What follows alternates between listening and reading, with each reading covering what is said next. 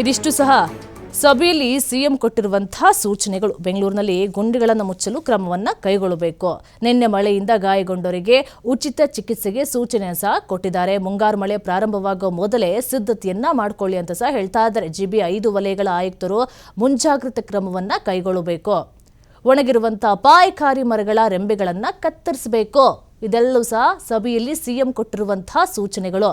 ಬೆಂಗಳೂರಿನಲ್ಲಿ ರಾಜ್ಯ ಕಾಲುವೆಗಳಲ್ಲಿ ಹೂಳನ್ನ ಕೂಡಲೇ ತೆಗಿಬೇಕು.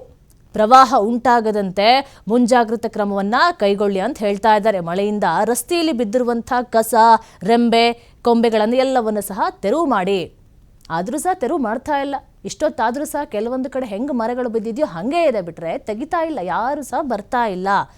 ಅಂಡರ್ ಪಾಸ್ಗಳಲ್ಲಿ ಮಳೆ ನೀರು ನಿಲ್ಲದಂತೆ ಕ್ರಮವನ್ನು ವಹಿಸಿ. ಎಷ್ಟೋ ರಸ್ತೆಗಳಲ್ಲಿ ಈಗಲೂ ಸಹ ಹೋಗೋದಕ್ಕೆ ಆಗ್ತಾ ಇಲ್ಲ.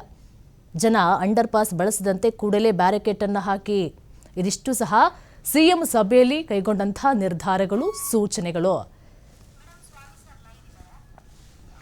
ಇದ್ರ ಬಗ್ಗೆ ಹೆಚ್ಚಿನ ಮಾಹಿತಿ ಕೊಡ್ತಾರೆ ನಮ್ಮ ಪ್ರತಿನಿಧಿ ಸ್ವಾಮಿ, ನೇರ ಸಂಪರ್ಕದಲ್ಲಿದ್ದಾರೆ. ಸ್ವಾಮಿ, ನೋಡಿ, ನಿನ್ನೆ ನಡೆದಂತಹ ಭಾರಿ ದುರಂತ ನೆನಪು ಮಾಡ್ಕೊಳ್ಳೋದಕ್ಕೂ ಸಹ ಸಾಧ್ಯ ಆಗೋದಿಲ್ಲ. ಆದರೂ ಸಹ ಇವತ್ತು ಜಿಬಿ ಎಲ್ಲೋ ಒಂದು ಕಡೆ ನಿರ್ಲಕ್ಷ್ಯವನ್ನು ಮಾಡ್ತಾ ಇದೆ. ಯಾಕಂತ ಹೇಳಿದ್ರೆ ಬೆಂಗಳೂರಿನ ನಾನಾ ಭಾಗಗಳಲ್ಲಿ ಮರಗಳು ಬಿದ್ದಲ್ಲೇ ಬಿದ್ದಿದೆ. ಆದರೂ ಸಹ ಇನ್ನೂ ಕೆಲವೊಂದು ಕಡೆ ಎತ್ತೋದಕ್ಕೆ ಬರಲಿಲ್ಲ. ಈಗ ಸಿಎಂ ಸಿದ್ದರಾಮಯ್ಯನವರು ಸಭೆಯಲ್ಲಿ ಹಿಂಗೆ ಮಾಡಬೇಕು ಅಂತೇಳಿ ಸೂಚನೆಯನ್ನು ಕೊಟ್ಟಿದ್ದಾರೆ. ಏನೆಲ್ಲ ಸೂಚನೆಗಳನ್ನ ಕೊಟ್ಟಿದ್ದಾರೆ ಅಂತ?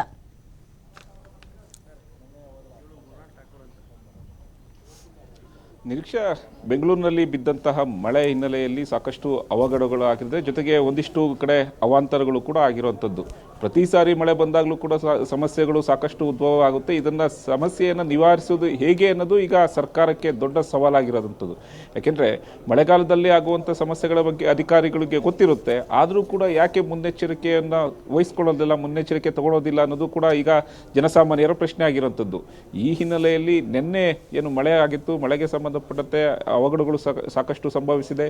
ಜೊತೆಗೆ ಬೌರಿಂಗ್ ಆಸ್ಪತ್ರೆಯ ಒಂದು ಕಾಂಪೌಂಡ್ ಗೋಡೆ ಕುಸಿದು 7 ಜನ ಮರಣ ಹೊಂದಿರುವಂಥದ್ದು. ಈ ಹಿನ್ನೆಲೆಯಲ್ಲಿ ಸಿಎಂ ಸಿದ್ದರಾಮಯ್ಯನವರು ಇವತ್ತು ಜಿಬಿಎ ಅಧಿಕಾರಿಗಳ ಒಂದು ಸಭೆಯನ್ನು ಕರೆದಿದ್ದು, ಜೊತೆಗೆ ಬೌರಿಂಗ್ ಆಸ್ಪತ್ರೆಯ ಆಡಳಿತ ಅಧಿಕಾರಿಗಳು ಕೂಡ ಇದರಲ್ಲಿ ಭಾಗವಹಿಸಿದ್ರು. ಪ್ರಮುಖವಾಗಿ ಆ ಕಾಂಪೌಂಡ್ ಗೋಡೆ ಕುಸಿದ್ದು ಯಾಕೆ ಎಂಬುದು ಸಿಎಂ ನೇರವಾಗಿ ಅಧಿಕಾರಿಗಳನ್ನು ಪ್ರಶ್ನೆ ಮಾಡಿದ್ದು. ಅಲ್ಲಿ ಕಾಂಪೌಂಡ್ ಗೋಡೆಗೆ ಬೀಳುತ್ತೆ ಅಂತ ಗೊತ್ತಿದ್ರೂ ಕೂಡ ಅಲ್ಲಿ ಅತಿ ಹೆಚ್ಚಾಗಿ ಮಣ್ಣನ್ನು ಹಾಕಿದ್ದು ಯಾಕೆ ಎಂದು ಪ್ರಶ್ನೆ ಮಾಡಿ ಅಧಿಕಾರಿಗಳ ವಿರುದ್ಧ ಒಂದಿಷ್ಟು ಗರಂ ಆಗಿರುವಂಥದ್ದು. ಅಂದರೆ ನಿಮಗೆ ಅಪಾಯ ಆಗುತ್ತೆ ಅಂತ ಗೊತ್ತಿದ್ರೂ ಪದೇ ಪದೇ ಅಧಿಕಾರಿಗಳು ಯಾಕೆ ಈ ರೀತಿ ತಪ್ಪನ್ನು ಮಾಡ್ತಾ ಇದ್ದಾರೆ, ಅವರ ಮೇಲೆ ಒಂದು ಕ್ರಮ ಕೈಗೊಳ್ಳಿ ಅನ್ನೋದು ಈಗಾಗಲೇ ಸಿಎಂ ಸಿದ್ದರಾಮಯ್ಯನವರು ನೇರವಾಗಿ ಸಂದೇಶವನ್ನು ಕೊಟ್ಟಿರುವಂಥದ್ದು. ಜೊತೆಗೆ ಕಾರ್ಯಪಾಲಕ ಇಂಜಿನಿಯರ್ ವಿರುದ್ಧವೂ ಕೂಡ ಕ್ರಮ ತೆಗೆದುಕೊಳ್ಬೇಕು. ಅವರಿಗೆ ಯಾಕೆ ಈ ರೀತಿ ಬೇಜವಾಬ್ದಾರಿಯನ್ನು ನಡ್ಕೊಂಡಿದ್ದಾರೆ ಎಂಬ ವಿಚಾರವನ್ನು ಅಧಿಕಾರಿಗಳ ಜೊತೆ ಚರ್ಚೆ ಮಾಡಿ ಅಧಿಕಾರಿಗಳು ಕೂಡ ಒಂದಿಷ್ಟು ಖಡಕ್ ಸೂಚನೆಯನ್ನು ಕೊಟ್ಟಿರುವಂಥದ್ದು.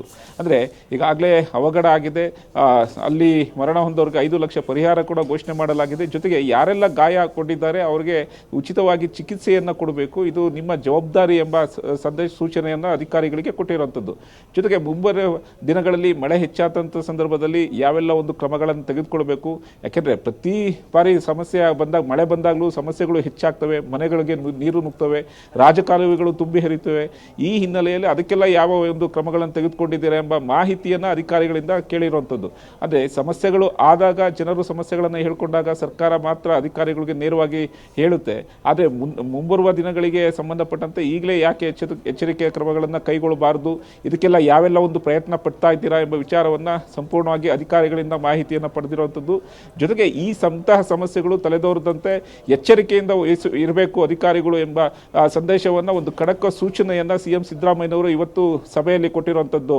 ನಿರೀಕ್ಷಾ, ಈಗ ನೋಡಿ, ಬೌರಿಂಗ್ ಆಸ್ಪತ್ರೆ ಗೋಡೆ ಕುಸಿತ ಆಗೋಯ್ತಲ್ಲ, ಅಲ್ಲಿ ತಪ್ಪು ಯಾರ್ದು ಅಂತೇಳಿ ಒಂದು ಕಡೆ ಸಿಎಂ ರ್ಯಾಶ್ ಆಗಿ ಮಾತಾಡ್ತಾ ಇದ್ದಾರೆ. ಯಾಕೆ ನೀವು ನೋಡ್ಕೊಳ್ಳಿಲ್ವಾ, ಇಂಜಿನಿಯರ್ ಅನ್ನು ಅಮಾನತ್ ಮಾಡ್ತೇನೆ ಅಂತ ಹೇಳಿ ಎಲ್ಲ ಹೇಳ್ತಾ ಇದಾರಲ್ವಾ? ಮೊದಲೇ ಯಾರು ಸಹ ನೋಡ್ಕೊಂಡಿರ್ಲಿಲ್ವಾ, ಅಥವಾ ಹಿಂಗೆ ಆಗುತ್ತೆ ಅಂತೇಳಿ ಸಹ ಅಲ್ಲಿರೋರ್ಗೂ ಸಹ ಗೊತ್ತಿರ್ಲಿಲ್ವಾ, ಅಥವಾ ಜಿಬಿಎ ನಿರ್ಲಕ್ಷ್ಯನ, ಸರ್ಕಾರದವರ ನಿರ್ಲಕ್ಷ್ಯನ, ಆಸ್ಪತ್ರೆಯವರು ನೋಡ್ಕೊಂಡಿರ್ಲಿಲ್ವಾ, ಏನಾಗಿತ್ತು ಅಂತ?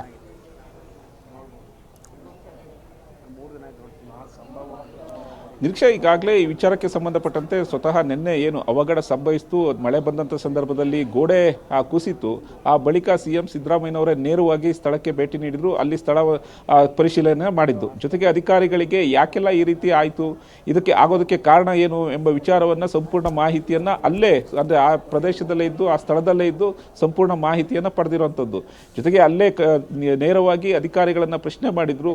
ಇಲ್ಲಿ ಕಾಂಪೌಂಡ್ ಬೀಳೋದಕ್ಕೆ ಜೊತೆಗೆ ಮಣ್ಣು ಹಾಕಿದ್ದೇ ಪ್ರಮುಖ ಕಾರಣ ಎಂಬ ಮಾಹಿತಿಯನ್ನು ತಿಳ್ಕೊಂಡ ಬಳಿಕ ಅಧಿಕಾರಿಗಳನ್ನ ಪ್ರಶ್ನೆ ಮಾಡಿದ್ರು.